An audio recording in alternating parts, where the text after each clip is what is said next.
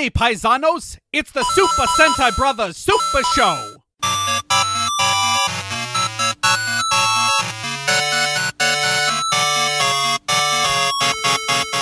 Welcome to the Super Sentai Brothers. This is episode... What, is this our fourth Creature Royale, Dave? Yes, I think so, but I wouldn't swear to it. Well, this, in any case, is the Creature Royale. The internet's best and only podcast talking about the last, 12 monsters from Chojin Sentai Jetman. Chojin Sentai, right? I remember yes. That. Okay. Every time we do this, we talk about the monsters from Jetman. We remember what we loved about them so much, and we share our thoughts with you, the listener. With me, as always, is my co-host and brother, Dave. Dave, how are you doing today? Doing well, man. The twins slept super well last night, so I got basically a full night's sleep, which almost never happens. So I feel pretty amazing, actually. Nice. Well, it is good, Dave, that you've got that energy, because we are going into the home stretch of the Creature Royale catch-up episodes. We're finally doing it. We had talked about getting all of... I think that over a full calendar year ago, we had discussed getting all of the monsters done before we started Kakuranger. Yeah, that was a beautiful dream. But now, Dave, that dream is finally coming to fruition, because we are going to finish the monsters today, and then as we go into O-Ranger, we will be able to compare every O-Ranger monster to every Dairanger, Jetman, and Kakuranger monster. Yup. So what, Dave, is our first monster of this episode? So the first monster of this episode, Matt, is the adhesive cockroach. The adhesive cockroach. Yeah. So the adhesive cockroach, if you don't quite remember, he is a cockroach that is mashed up with super glue. I think he had super glue on his arms and legs, but he did have some sort of cannon, a super glue cannon sort of thing. Yes, and he would he would glue people to the ground and then run away from them. The thing that I think was very clever about the adhesive cockroach is that since he was a cockroach, he was able to scurry away from getting defeated. Every time they would pull out their guns to shoot at him, he was a cockroach, so he'd just scurry away and crawl underneath a car, and they couldn't get at him. Oh, that's right. I forgot about that part of it. So the way they defeated the adhesive cockroach is this is the episode where they got those new laser guns that homed in on the monsters. So you could shoot lasers around corners and stuff, so this guy couldn't get away from them. Basically, he was just an excuse to introduce these new laser guns, but it was cool. Yeah, it was not a super fascinating monster, although I did really like the fact that he kind of scurried. That they got the idea of his cockroach physicality in there. I thought that was pretty fun. But Dave, we're not here to decide whether or not he was pretty fun. We're here to decide where he goes on the list. So, I do not think this dude goes particularly high. No, I would agree with you. I think he's definitely down in the bottom half, at least. So, Matt, the total monster list is 96 monsters. So, bottom half is anything 49 or lower, which I think is that's pretty much where I'm at. Actually, that's super convenient. Jewelry priestesses holding super strong in the exact middle of the pack. Numbers 49 with a bullet. Yeah, almost exactly. Number 49, 50, and 51. And I frankly, I think they're below that. Or Adhesive Cockroach is below that. Oh, yeah, dude. Because, below that, you still got a lot of really good monsters. Yeah, there's Sunakake Baba, the Sandwich, the Purse Monk with his sweet, sweet dunks. Face Licker. The Drunken Kung Fu Tofu Hermit. Yeah. I am looking... I don't know, man. I'm looking pretty low on the list here. I was gonna say, man, even going down, we're down in there's Archbishop Saw is at spot 82, Empress Juza, Okay. How about this? Well, I probably like him better than Kasabake the Umbrella Monster. I'll say that. That was the dude Umbrella Monster, right? That was the dude. Oh yeah. Because the Kanabake, I think, is the other one. She's rather higher on the list. Yeah. Yeah. I mean, honestly, I'm pretty comfortable putting him down there. That puts him in the 90s. And again, like, there's nothing actively wrong with Adhesive Cockroach. He's just a fat lot of nothing. Yeah, like there's just, like I said, he's sort of fun, but there's nothing incredibly brilliant there. So, okay, you know what? Actually, I like him better than Vending Machine Dimension. I'll go that high. I like him better than Vending Machine Dimension. I don't like him as much as the Funeral Figurine Ventriloquist, because at least the Funeral Figurine Ventriloquist, that's a mouthful, had kind of a cool hook, you know, and like the reverse, like the big one was actually the puppet and the little one was. Yeah, I mean, Adhesive Cockroach is literally just a sticky bug. So, like, we can put it pretty low. So that's going to put him at what, number 88 on our list? That is correct. So, Matt, next on the list after Adhesive Cockroach is, let me scroll up, the Poison Gas Rat. Okay, the Poison Gas Rat. If you will recall, this is a biodimensional beast that was made when the biodimensional bug got thrown onto just a drum full of poison, like, chemicals that somebody had dumped into a lake. Because this show was from the 90s. Mm-hmm. Yeah, it was a very Captain Planet sort of episode, because the dudes who dumped these poison chemicals literally, like, rolled up in a shady truck, like, looked around, and then just tossed these toxic waste barrels into a water supply. Yeah, so in this episode, they kept having to fight him, and he had this, like, terrible corrosive breath that would dissolve their guns. Oh, that's right. But it also, I think it blinded Akko at one point. So she was fighting blind and trying to protect a little girl who desperately needed to have surgery and needed to draw courage from her dove friend to be able to be brave enough to go into surgery. And for some reason, this involved fighting a rat. Dude, I forget exactly what it was, but like that whole dove thing was really, really, really weird. Yeah, well, you know, it was like, one of those I almost want to go back and read an episode synopsis for that. Because if you're looking for it, I remember strange. The episode was called The Fighting Courage Given by a Dove. And the dove friend that the little girl had like flown into her hospital room while the dove was sick, perhaps from pollution, and she had gotten some sort of like empathic bond with the bird, like Falcon does with Redwing, and could like see out of the bird's eyes. I don't know, maybe she had like some weird low-level resonance with birdonic energy. These are probably all like observations and jokes that we made a year and a half ago. I was going to say, I'm pretty sure that we theorized that during the actual episode itself. That, yeah, there was some weird stuff going on with her. But we're not rating her, really, because she was pretty rad. Oh, yeah, little magic girls who can see through the eyes of birds. Like, that's very good. This was a rat that, like, blinded Akko for a little bit and melted some guns with some terrible breath. I would say better than... Oh, hold on. There was a pollution monster in Kakuranger. What was that dude called, and where is he on the list? Because I think that's probably a good place to start looking. Yeah, Matt, there was. Where is he? Enra. He is at spot number 36.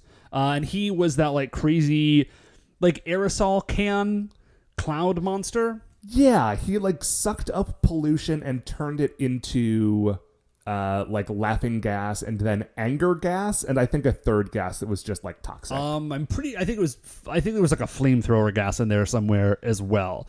Okay, well, I do not dig Poison Gas Red as much as Enra.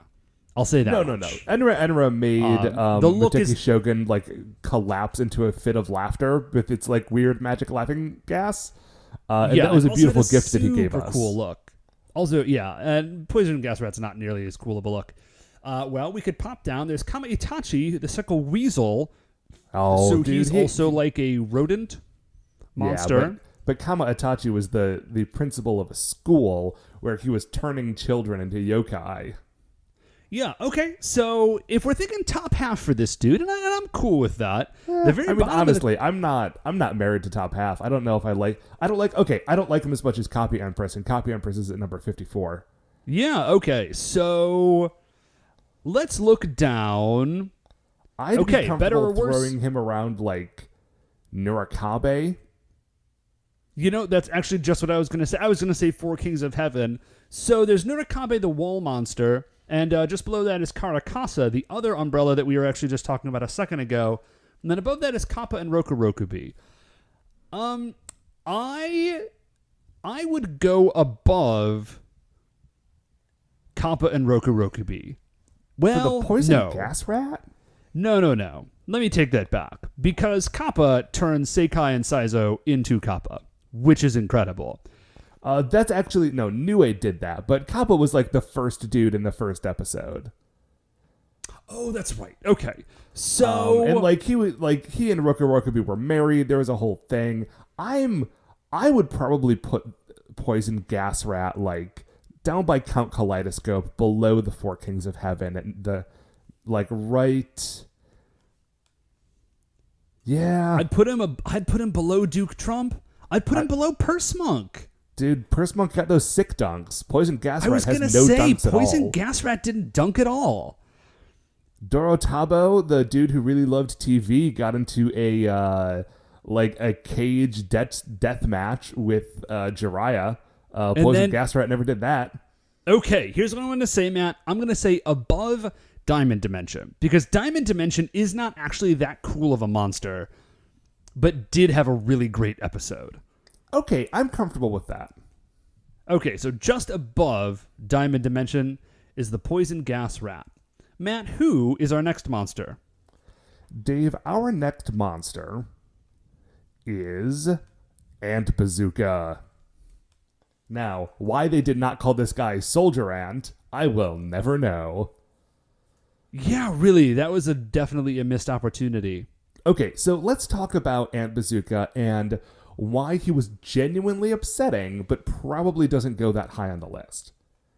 Well, maybe he does, maybe he doesn't. So Ant Bazooka, as just like a monster that they had to fight, was not a whole lot of stuff going on.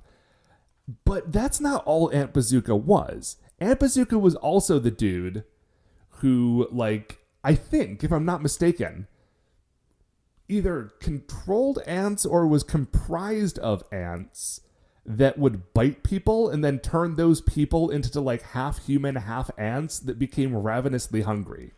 Oh, yeah. It was a weird, like, horror episode where Kaori turned into an ant person and, like, ate a family's dog and a field of cattle. Oh, like, yeah. leaving only the bleached bones in the sunlight. It was genuinely upsetting. But I don't know how much of that was Ant Bazooka and how much of that was Tran doing stuff. And it was all ant related, so I have to assume it's all sort of connected. Man. Yeah. Now that you say it, I remember that episode, and it was very upsetting. Now, Ant Bazooka did, like, definitely lose within the course of one episode, and he lost so hard that the other Vyram commanders mocked Tran's, like, idea to use Ant Bazooka, and mocked him so viciously that Tran got so mad that he went through puberty and aged 10 years. That's right. Man, So Ant okay, Bazooka well, but we can't... Ant Bazooka appears at a very pivotal moment in this series, and he is genuinely horrifying. Well, the effect that he has on people is genuinely horrifying, but he's just like a big ant dude with a gun arm. Yeah. Like, he himself is not that great. Yeah, but he's not that bad. Again, if we are giving him credit for the, like, ant transformation stuff. And if we are, I am going to look around to Sickle Weasel if we're just thinking about, like, dudes who are in like cool, creepy episodes where humans like are transformed into monsters. That's at least a good I starting can point dig for me. that. No, I think that makes a ton of sense. I don't like him as much as Sickle Weasel. Oh, neither do I. Sickle Weasel has a jetpack. Yeah, precisely. So, well, I'll tell you though, right under that is the Shootin' Doji Brothers, and I might like, well, man, it's tough. It's whenever we get into these ones where it's really based on the kind of the strength and craziness of the episode itself, it kind of throws me a little bit. Okay, here's what I like about the Shootin' Doji Brothers. The Shootin' Doji Brothers have a backstory. They are characters who were like stuck in a dungeon, and Young Noble Jr. busts them out of jail, like on the condition that they go murder the Kakurangers, and then they just like hang out in the woods and stalk our heroes for 2 episodes. Like, Yeah, the Shootin' okay. Doji Brothers don't have like a cool like visual hook. They're just like 2 monster bros, but they are real characters, and I like that and think it gives them an edge over Aunt Bazooka. Yeah, okay. So here's what I'm going to say. What about But down? I don't think they go much below. Like right below that is Kyukigan Kyukigan? the disease. Yeah, I was going to say, let's say just underneath the Shootin' Doji Brothers, because then we're into the Disease Monster and Oborogumara, who I like, but Oborogumara is mostly this high on the list because he's just got like the most amazing visual hook. Yeah. So, And plus you do genuinely feel bad for Oborogumara when he is a taxi driver being thoroughly abused by his fares.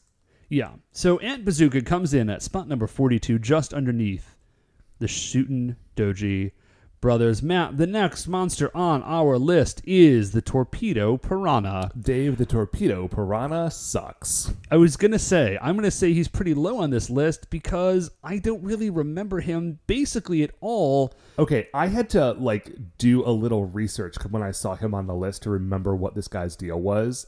And the Okay. reason you don't remember him is because he's basically a non-entity. After trans like changes into Tranza and kidnaps Ryu, and they go off to like have that weird another one of those like weird fights in a cage in the desert, in an electrified cage. It was amazing. Tran was about to kill Ryu, and then Radiguet sent Torpedo Piranha to go kill the both of them. But, like, he basically just shows up, kind of distracts them for a minute, and then gets and then just gets killed. rocked. Yeah. So I'm going to screw this say, dude. like, this dude is in the low 90s. Like, he kind of looks like if the Bi-Beast was a fish with missile teeth, which is, like, kind of cool, but it's not cool enough. Yeah, I was going to say, I think he probably goes down at the bottom. Maybe the only person that he beats is Magnet Priest, and again, you kind of just can't get worse than Magnet Priest, who's just defeated by his own powers. Yeah. Like, so yeah, I mean, we can just go ahead and straight up put him at number, what would that be, 90? He's the new number 99? yeah, he's the new number 99. He beats out Father Magnet. Father Magnet, that's what that dude's called. Or maybe he was called the Magnet Priest. You know, we pull... I try to pull these names in a way that makes sense, but I'm getting them from a couple of different sources, and there's different translations, so... Torpedo Piranha. And then Dave, Matt, next up, stay down there. I Because was this gonna next one is say- either going to go right above or right below, because it's Laser Lizard. Laser Lizard exists in like the first 2 minutes of the Hammer Chameleon episode, and Hammer Chameleon's going to go pretty high. Laser Lizard only exists to die in like the cold open, and then have them capture the biodimensional bug that was stuck to him. yeah, that's it for that guy. So, yeah, I would say, Below Torpedo Piranha?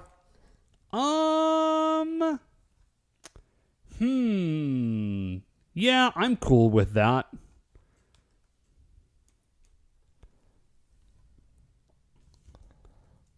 I mean, I feel a little bad not giving him more, a little more screen or, discussion time in this Listen, episode, man. but there's literally nothing to talk about.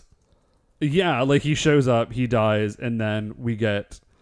Now, Although I do always like it when they throw a monster into the beginning of an episode to show you that, like, the heroes are doing stuff in between when we see them. yeah, I do dig that. So next up, Matt, is, though, Hammer Chameleon, Okay. who rules. Hammer Chameleon rules school. Like, let's look at the top of this list. Okay, so I don't think we need to look at the very, very top of the list. No. I'm not putting him up by Gali Sensei. But okay. Top like third of this list rounds out with like a bus dimension, paper dimension, and apartment building dimension. Hammer Chameleon is a chameleon monster that turns invisible, and one of his hands is a claw hammer. And if you defeat him but don't entirely destroy his body, he can, like Dr. Kurt Connors the Lizard, regrow himself from a limb. Which is backwards from Kurt Connors the Lizard, but you know what I mean. Right. So I was going to say, man, I don't like him more than Gali Sensei, but I might like him. He might come in just under Gali Sensei. Okay, so what's right under that? Under Gali Sensei is the Hungry Wolf Demon. The Hungry Wolf Demon, and then the Key Clown. And then Dryer Dimension. Okay, I think maybe I am looking below Key Clown, above Dryer Dimension. How do we feel about that? I'm into that, man. That makes sense to me. Hammer Chameleon is like watching them try to fight an invisible dude. And especially when that invisible dude, when he turns visible, is so like bright and kind of cartoonish looking. Because his hand is a literal claw hammer. It's so good. Yeah. And then Ryu and his like old friend have to like play rugby with this frozen biodimensional bug. Oh, that's right. Yeah, no, that's a very good episode. So, okay, speaking of amazing episodes, Dave. Speaking of amazing next episodes, Matt is Sniper Cat. Dude. Sniper Cat.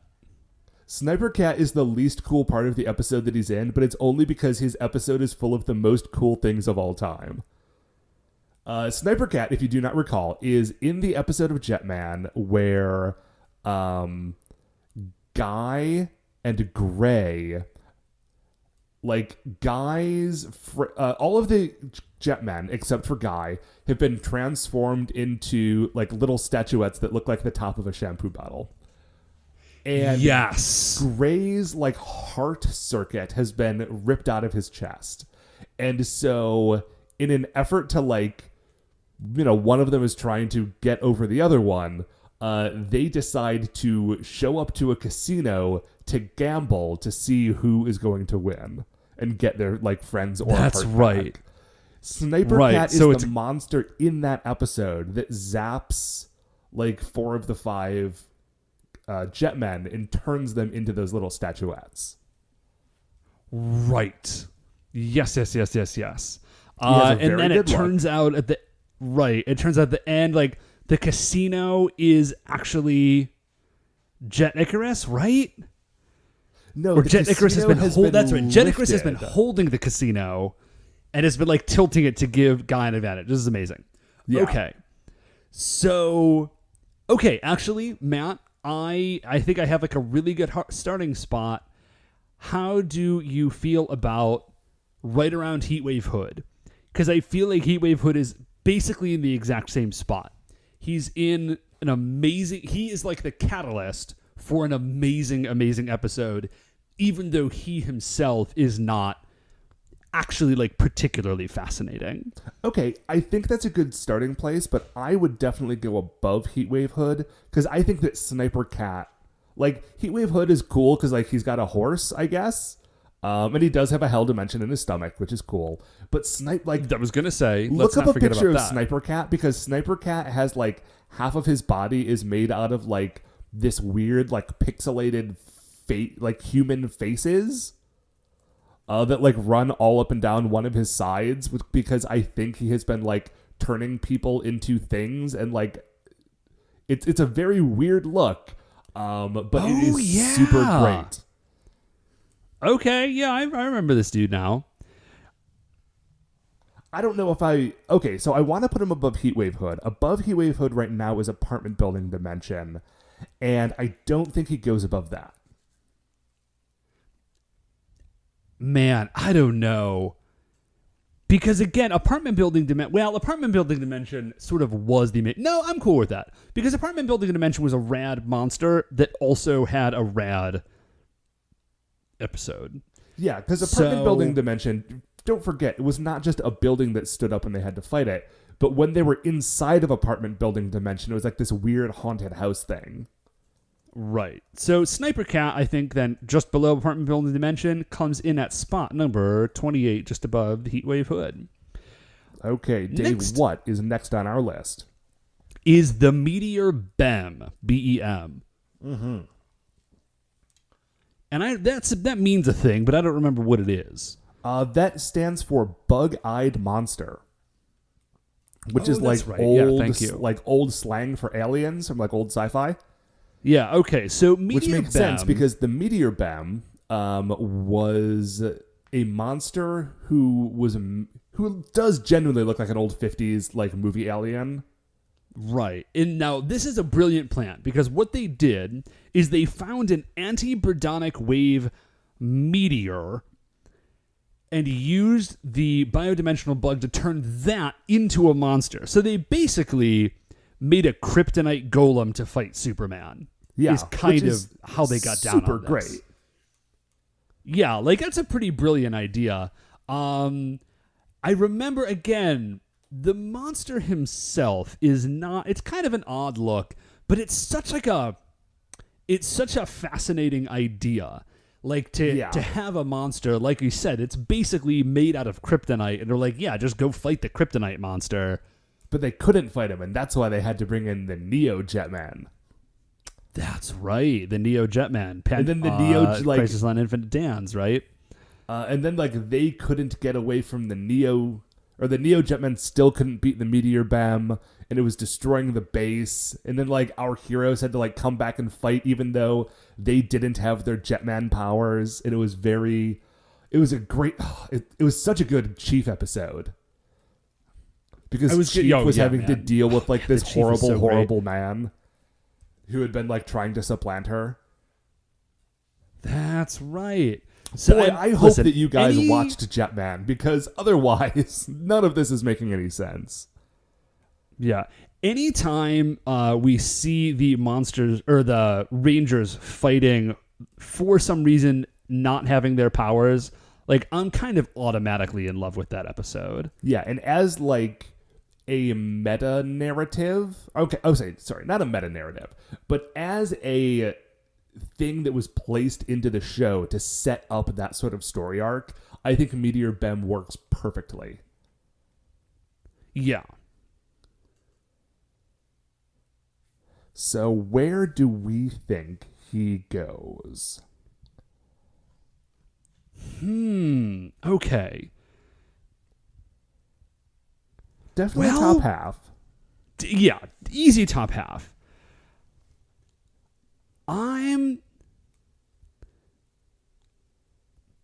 Dr. Yagami is jumping out at me as like a pretty good starting spot. Okay. So I'm looking a little bit me. more at this. Well, it's just kind of everybody above Dr. Yagami. Like the top 20 of this list is super, super strong. Like these are all rad monsters in the top 20 of this list. Like the bottom of it is Dryer Dimension, which is a rat, which is a super, super cool monster. And then we just put in Hammer Chameleon, Key Clown, Gali Sensei, the Medium Magician, Zakushi Warashi. These are like the heavy hitters, like the coolest monsters that we've seen across 3 seasons of this show. And I like Meteor Bem. I just don't think he's in there. So just below that is, now we're getting into like Dr. Yagami and the Kabuki Novice and Kitsune, the nine-tailed fox demon, who again, like those are definitely cool monsters, but that's, I feel like Meteor Bem is closer to that space. Well, I feel like Meteor Bem, the way that we were describing what we liked about him, like we liked him as a thing that pushed an episode along, not necessarily as like a super cool monster. And I feel as though we were kind of already in that zone the last time around like apartment building dimension, Sniper Cat, Heatwave Hood. Yeah. So of those, I think I actually like Meteor Bem the least. Yeah, and actually right below Heatwave Hood is Fashion Dimension. And I was just going to say that. I think I actually like Fashion Dimension better. Fashion Dimension had a really cool, fun hook. But I do like him better than Kikitsuki, the mouth monster. And I'm all right with that. Yeah. Okay. Well, then he goes in. Well, okay, Matt, I'm going to throw this in. I'm going to throw this one more thing. Do we like Meteor Bem better than Iron Mask Choryu, the Darth Vader of Dairanger? Well, okay, now here's the thing. The thing about that is that Meteor Bem and Iron Mask Choryu are not terribly dissimilar. In that, they show up, they're part of a big two-parter, and they are a catalyst for things that happen to like advance the characters and push the story forward in a way that is more significant than just being a monster of the week. Yeah. And in those two, I think I actually dig Iron Mask Choryu a little bit better. Yes, although, yeah, okay, I'm comfortable with that. Do you want to put him just below, or is Ninja Monkey? That's what I'd say, because beneath that is Sarugami the Ninja Monkey, who is cool, but I think Meteor Bem is better. I like Surigami a lot, but I think that Meteor Bem being a more significant monster gives him the edge over Surigami, who is a very cool monster of the week. Yeah. Okay, so next up, Matt, is G2. Almost didn't put him on the list because he's not really an enemy. Like, he's not really a monster. He is just the person who was in that episode. Right. G2 is a good little robot boy. But we do have other good little monster boys on this list. Like, Sakashi Warashi is a good little monster boy. True. Okay, so G2 is a robot that Gray builds who ends up, like, not being hard-hearted enough for Gray. Like, Gray wants him to be, like, evil and bloodthirsty, and G2 just sort of wants Gray to love him. Yeah, okay. I don't think we can actually do this because I don't think the Jetmen actually fought G2. I was actually just going to say, I don't think he ever actually fights anyone. I think Gray wants him to fight, and I don't think he ever does. So I say we leave G2 off this list because Sakashi Warashi, they do in fact fight him, as Putan as well. So I don't think G2 goes on the list, so we can just jump down to the Leech Drill. Okay, Dave. Leech Drill gets very small. Oh, that's right. This is the Fantastic Voyage monster, right? Yeah. This is like Osmosis Chief. Right. So now here's the thing I will say about Leech Drill before we continue. Leech Drill looks very, very dumb. Oh yeah, he looks almost unimaginably dumb. He looks like a man in a leech costume that someone, like, the Pokemon Beedrill, how he's got drill hands? It's that, but he's a leech instead of a bee. Well, yeah, but also Beedrill has arms, whereas Leech Drill's drills are literally just, like, stuck onto the front of him because leeches don't have appendages. And also they gave him legs, so I guess he didn't just have to, like, squirm around on the ground, which is what leeches do, or swim, I guess. In an effort to make him more menacing, they did put extra leech mouths on his knees. I don't know if that has the desired effect, but they did do it. I had forgotten that. Yeah, well, I had to look this dude up because I didn't remember a whole lot about him. So he shrinks down and he goes into the chief's body to like make her become evil, and she starts attacking the Jetmen. They have to restrain her. They find a way to shrink Jet Icarus down small enough to go into the chief's body, but it will only last for an hour, so they need to like get in and defeat Leech Drill and get out before they grow back to normal size, exploding her body forever. And literally explode the chief forever. So, which happens in an episode of Archer. Oh, that's right. Yeah, very good episode. Quality program. So where does Leech Drill go? Because that's a great episode, but like Leech Drill is like kind of hilariously bad. Yeah. Do we have? But is being hilariously bad good enough to actually get him some credit? I think that maybe the answer is a little bit yes. Man, I don't know, because a lot of these monsters are like legitimately very, very cool. I mean, okay, like, do you like him better or worse than sensational character find of 2015 Energy Butt? Okay, I like him better than Energy Bot. Matt, let me throw this to you. How about Mujina, the manga artist? Himself kind of a... I was going to say, it's like a weird, wacky, crazy episode that this dude makes happen, but himself, Mujina, is like a really weird, dumb monster. Yeah, but Mujina does also shapeshift into like a cave woman and like a Shanghai secret agent. Yeah, listen, I'm just saying in that zone. Oh, I think it's a good zone. I think I might put him a little below that. Under that we have Semimaru, who's like important but boring, and then Faucet Dimension, which I think Faucet Dimension is kind of special to me because it was a very early one, and it really showcased how theoretical those dimensional beasts could get. Yeah. I'm gonna say, how about just below Faucet Dimension? Okay, where does that put him above? That puts him above Amanojuku, the perverted boy, and then just above Tengu, above that. Okay, the way that you wrote that guy's the little note to remind us what that guy's deal was. Yeah, that wasn't actually always as helpful throws as me I wanted off it to be. because he is not a perverted boy. He is a monster who perverts your original intentions, right? Oh, into like some version of that thing that is worse. Yeah. Well, he makes you. Yeah, he perverts you. So he himself, I guess, is not perverted. Okay. Maybe he should be under there as perverting boy. Perhaps.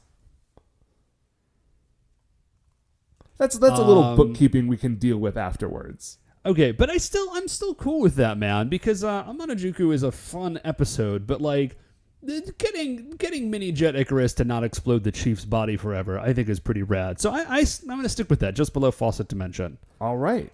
Sounds good to me. Okay, Matt, we're closing in on the end here, man. Just after Leech Drill is... Sorry, gotta get to the bottom of gotta get to the list. Imagine Robo Veronica. Okay, so Veronica was a giant robot, which was otherwise sort of unremarkable, except that A, it was very difficult to beat because it was right at the end of the show, and B, was like powered by little kids that had been plugged into her like batteries.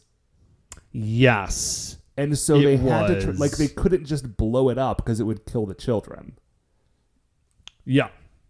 I believe the episode in which they defeated the giant, or the Imagine Robo Veronica, was the episode titled The Hot Milk of Victory. Yeah, well, this was, Imagine Robo Veronica was Radiguet's kind of final salvo at victory. Well, it was his final creation before he himself turned into... Yeah. That whatever being that said, giant monster form was. Yeah, that being said, Imagine Robo Veronica is not actually, super incredible. No, the sort of end mini boss kind of never is. I'm looking around Semimaru territory. Yeah, I think that is spot on, actually. Like actually, very I think threatening, but not very cool. Yeah, I actually think I like Majin Robo Veronica probably more than Semimaru, just because of the twist of like being powered by people. So I'd go just above Semimaru, but I don't think it's as cool as the Mujina, the manga artist. Okay, so you want to put the Majin Robo Veronica at our new number 79, right in between Mujina and Semimaru. Okay. And then finally, and Dave. Now, Matt. Finally. Now. Got a real heater. Matt, it's time for Tomato King. The Great Tomato King, my friend. Guys. Okay, so if you don't remember Tomato King, first of all, what even are you doing with your life? So, Tomato Great King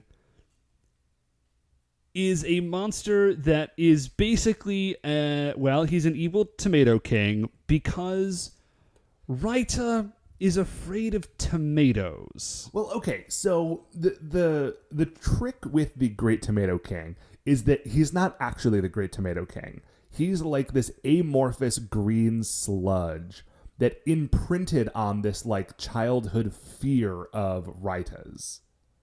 Yeah. And was manifesting as this nightmare that Raita had as a kid, wherein he, as a child, was afraid of tomatoes. And so the Great Tomato King, he kind of looks like Pumpkin Wrapper, except that his head is on, like, right side up, and it is a tomato instead of a pumpkin.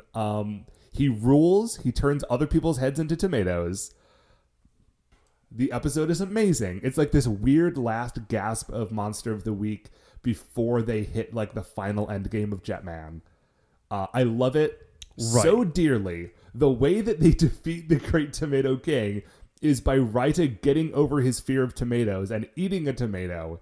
Each bite he takes from the tomato takes a corresponding chunk out of the Great Tomato King's giant head, and that is how they win. It's so good, and it's such a great, fresh look, and I love him so much. Yeah. Okay. So definitely, well, okay, man. Is he in this like top zone? I think he might be, dude.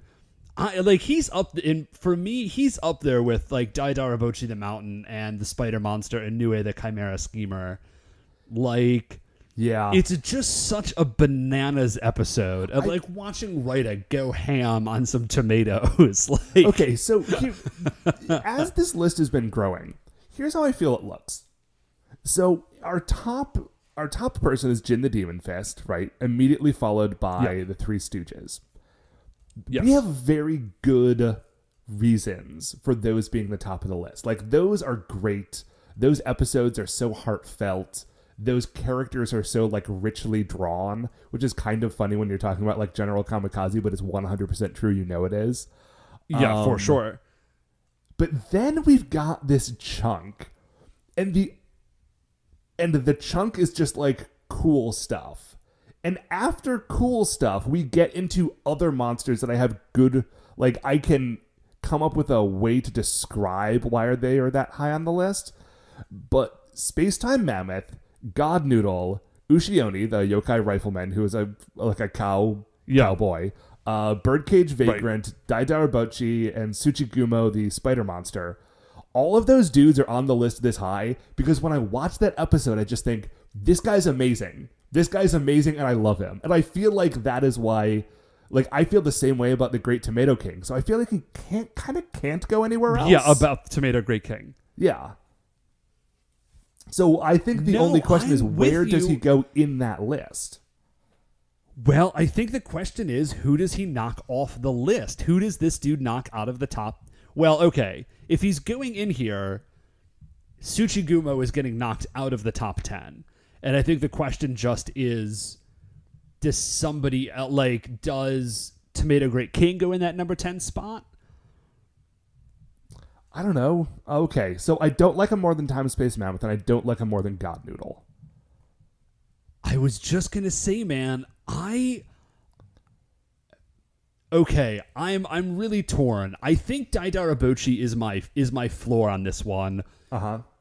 I don't know if I like him better than Birdcage Vagrant. Actually, I think I do. And I think I like him better than Ushioni.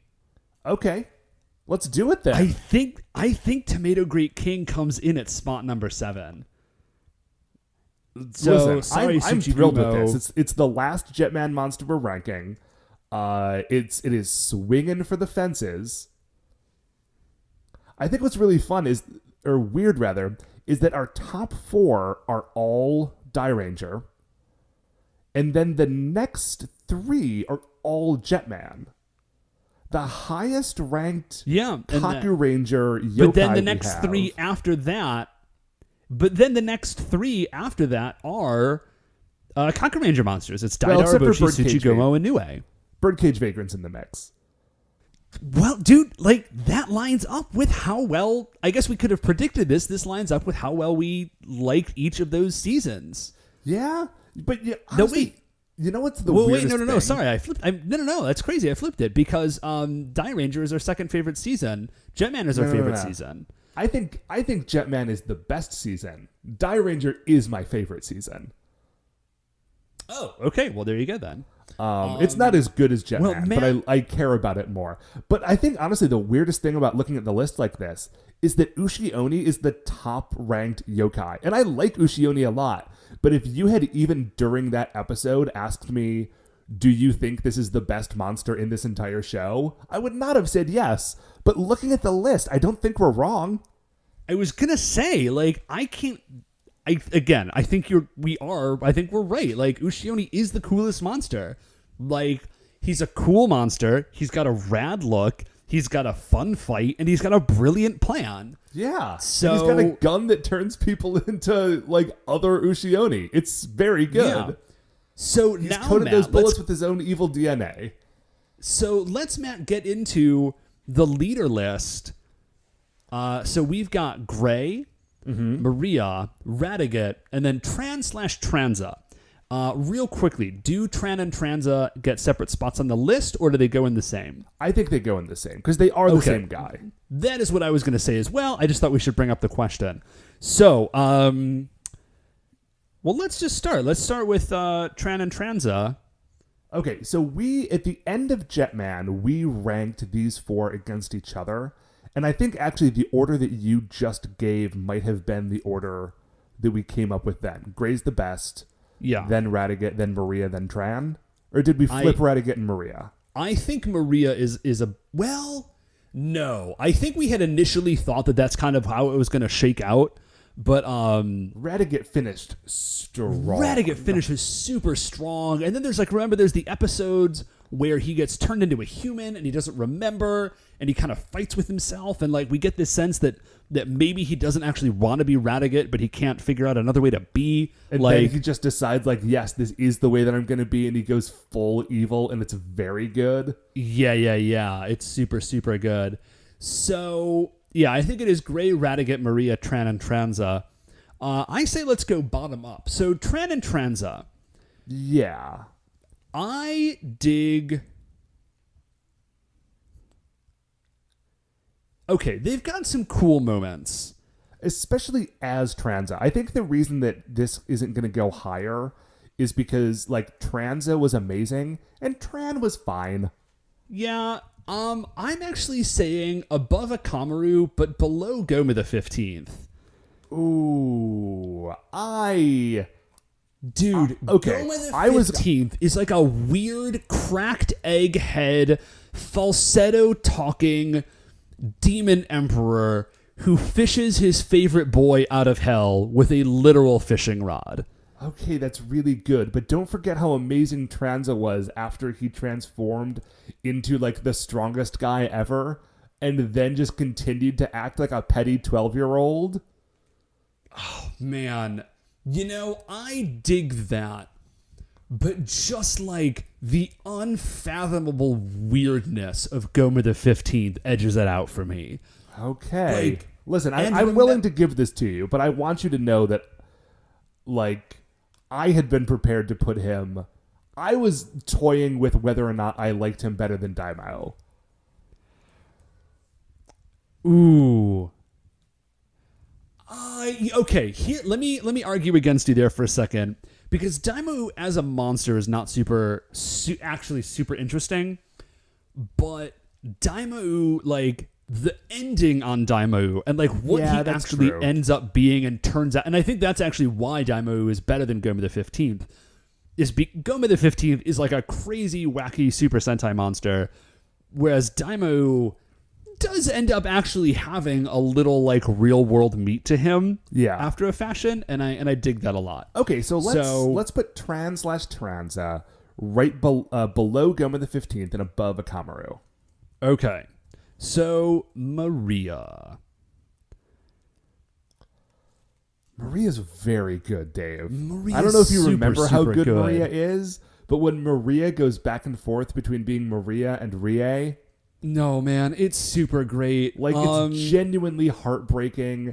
Like, the actress was amazing. I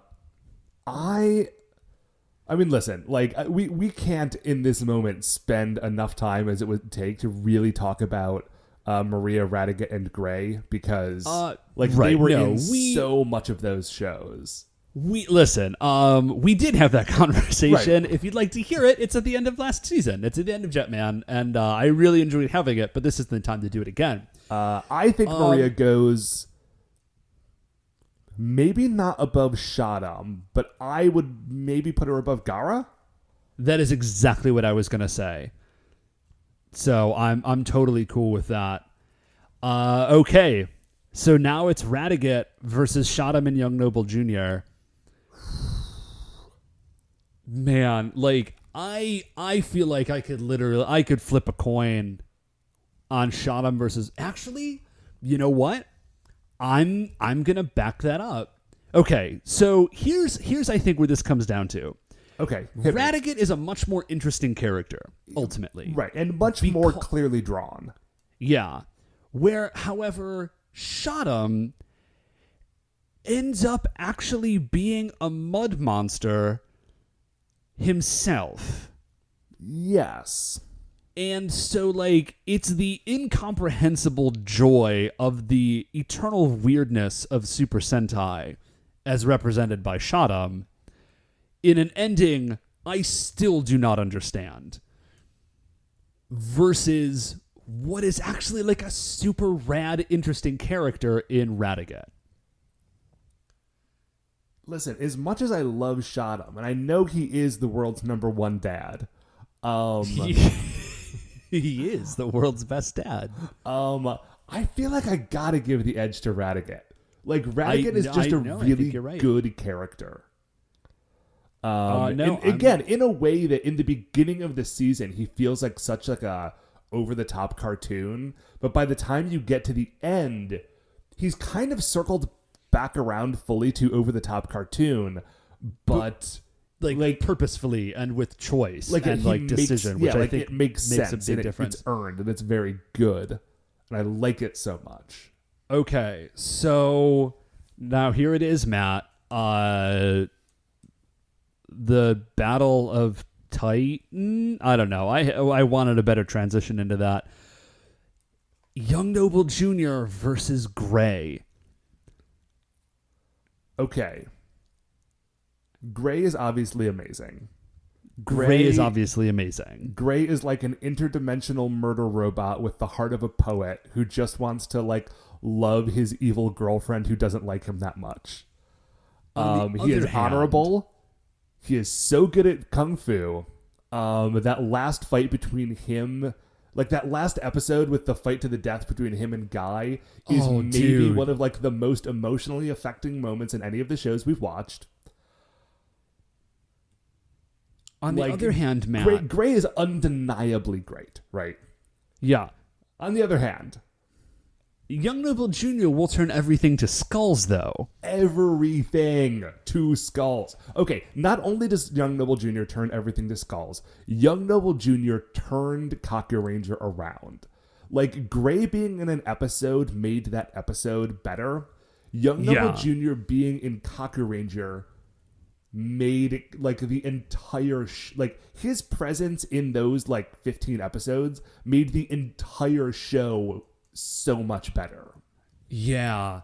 Like, just sheer impact, I feel like it's hard to argue against Young Noble Jr., and that's not even including how amazingly radical he was with, like, his, like, the black rose in his teeth as he played the grand piano to his evil, like, cats, which were also lady ninjas, in his haunted house manor in, like, the top of an endless staircase. Like, Young Noble Jr. just rules so hard, Dave. Man, okay, he does. That is super, super true. I just, like, here's the thing. If Gray almost is weaker, or I feel like he's almost handicapped because he is surrounded by such other excellent characters, whereas Young Noble Jr. kind of, like, comes in and is the only strong monster presence. You know what I mean? Yeah. And so there's a space for him to do that in a way that there wasn't for Gray, because Gray, like, the other Gorma or the other Vyram commanders are also, like, pretty rad characters. Okay, man. You know what? For me, I think for the same reason that we gave it to Radiguet over Shaddam, I think I gotta give it to Gray over Young Noble Jr. Man, like okay. Let me. I'm sorry. Finish what you're gonna say. Then let me make a counterpoint. No, and I'm totally willing to be convinced. It's just like, it's the fact that they managed to create Gray in what is a kids show. Like, this is Gray in my head is, you know, like, this is Optimus Prime dying. Like, this is people running this show treating kids like actual human beings that can follow and be invested in, like, cool, powerful stories. And I dig it really, really hard. And Gray is totally rad. He's like an interdimensional murder robot with the soul of a poet. But hit me with this counterpoint. Okay, I think that Gray was the perfect, like, dude to be in Jetman. And I think that Young Noble Jr. was the perfect guy for Kakuranger, right? Like, he fit that show as well as Gray fit Jetman. And I feel like if you were writing out the story of Jetman, like, in a book, and then putting it next to a book that was the story of Kakuranger, and in that context you said which one of these is better, then, like, Gray 100% is better. Like no question. But I feel like in a TV show, and especially, like, in TV shows like these, the visual component and the radicalness, the ratitude, I feel like it does have to get weighted pretty heavily. And I feel like Young Noble Jr., he just brought the heat so hard. And listen, like, we might just have to flip on this.